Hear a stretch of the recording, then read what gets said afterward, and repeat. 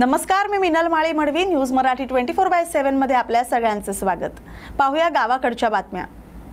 महाराष्ट्रातील 253 तालुके हे अतिवृष्टीग्रस्त तालुके शासनाच्या GR नुसार घोषित करण्यात आले, परंतु त्यात बुलढाणा जिल्ह्यातील लोणार आणि मेहकर हे 2 तालुके नैसर्गिक आपत्ती निवारण सहाय्य योजनेतून वगळण्यात आले. या विरोधात उभाटा गटाचे जिल्हा संघटक डॉक्टर गोपाल बचिरे यांनी कार्यालयासमोर शासन निर्णयाची होळी करून आपल्या भावना व्यक्त केल्या. तसंच तहसीलदारामार्फत राज्यपालांना निवेदन देत त्वरित आपत्तीग्रस्तांच्या यादीत लोणार आणि मेहकर हे तालुके घेण्यात यावे अशी मागणी केली होती. न्यूज मराठी 24/7 ने ही बातमी दाखवल्यानंतर त्याचा इम्पॅक्ट पाहायला मिळाला. आता लोणार आणि मेहकर हे 2 तालुके नवीन GR मध्ये समाविष्ट करण्यात आलेत. या बातमीचा आढावा घेतलाय आमचे प्रतिनिधी रघुनाथ आघाव यांनी.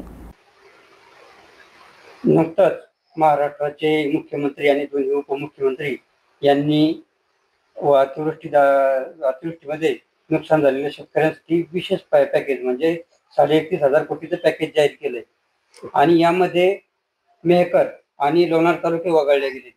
तर या त्या निमित्तानं आज शिवसेना उद्धव बाळासाहेब ठाकरे गटाचे बुलढाणा जिल्हा संघटक डॉक्टर गोपाल सिंग बचिरे यांच्या नेतृत्वाखाली जो आदेश काढण्यात आलेला आहे त्या आदेशाची होळी करण्यात आली.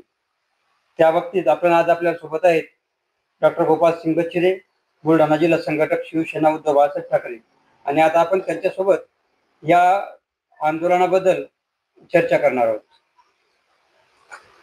नमस्कार, मी डॉक्टर गोपाल बचिरे. आजचा जो आंदोलन होता आमचं हे काल 9 ऑक्टोबर 2025 ला जे शासनानं आदेश काढला आणि त्यामध्ये महाराष्ट्रातले 253 तालुके हे अतिवृष्टीग्रस्त तालुके म्हणून घोषित केले आणि त्यांना 31,500 कोटीचं पॅकेज जाहीर केलं. भक्कम पॅकेज असं ते म्हणतात. खरं म्हणजे हा पॅकेज विषयी सविस्तर बोलायला पाहिजे. 31,500 कोटीचं पॅकेज, त्यात 11,500 कोटी जे आहेत ते NDRFचे म्हणजे डिझास्टर मॅनेजमेंटचे जे केंद्राकडून ऑलरेडी आलेले होते.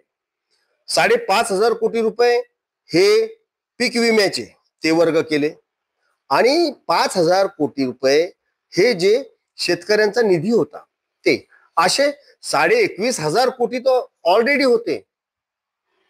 त्यात 10,000 कोटी रुपये टाकले आणि सांगू लागले की 31,500 कोटीचं भरगच्च पॅकेज आम्ही शेतकऱ्यांना दिला. आणि त्या पॅकेज मधून लोणार तालुका आणि मेहकर तालुका हा हेतू पुरस्सर त्यांनी वगळला. कृषी मंत्री मकरंद पाटील साहेब यांनी या लोणार तालुक्यात अतिवृष्टी झाल्यामुळे लोणार तालुका आणि मेहकर तालुक्यामध्ये स्वतः भेट दिली. स्वतःच्या डोळ्यानं शेत बघितले. संपूर्ण शेत खरडून वाहून गेलेले होते, बांध वाहून गेलेले होते, शेत रस्ते वाहून गेलेले होते. असं बघितलेलं असताना सुद्धा लोणार तालुका आणि मेहकर तालुका हा वगळण्यात येतो का? तुमच्या पक्षाचा आमदार नाही तिथे म्हणून वगळलात का तुम्ही?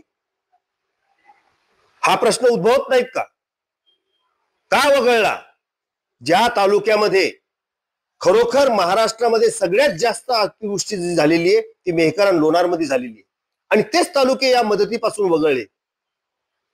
मग हे शासनाचं म्हणजे दुश्मनी काढल्यासारखं आहे का नाही? तुम्ही आमचा उमेदवार निवडून नाही दिला तर आम्ही तुम्हाला काहीच देणार नाही, हे काय यांच्या बापाच्या घरून देतात का? आमच्याच टॅक्सचे पैसे, आम्हीच भरलेले पैसे आम्हीच भरलेले पैसे ते शेतकऱ्यांना द्यायचे. फक्त हे माध्यम आहेत आणि अत्यंत खोटं बोलणारं सरकार, जसं केंद्रात खोटारडं सरकार आहे तसंच खोटं बोलण्याची स्पर्धा चालू आहे महाराष्ट्र आणि केंद्रामध्ये. कोण जास्त खोटं बोलतं, कोण जास्त लबाड्या करतं, कोण लोकांना गंडवतं. हे फडणवीस सरकार हे महाराष्ट्राला गंडवणारं सरकार, शेतकऱ्यांना गंडवणारं सरकार आहे आणि याचा मी निषेध करतो. आणि त्याचा निषेध म्हणून काल काढलेल्या 9 तारखेच्या शासन आदेशाची आम्ही तहसील कार्यालयासमोर होळी करून आमचा रोष व्यक्त केलेला आहे. आता यापुढची आपली जर पॅकेज मध्ये तालुक्यांचा समावेश झाला नाही तर यापुढची आपली दिशा काय? बिलकुल, शिवसेना उद्धव बाळासाहेब ठाकरे ही शेतकऱ्यांची संघटना आहे, ही कष्टकऱ्यांची संघटना आहे, ही युवकांची संघटना आहे, ही महिलांची संघटना आहे, ही सुशिक्षित बेरोजगारांची संघटना आहे, ही दिव्यांगांची संघटना आहे.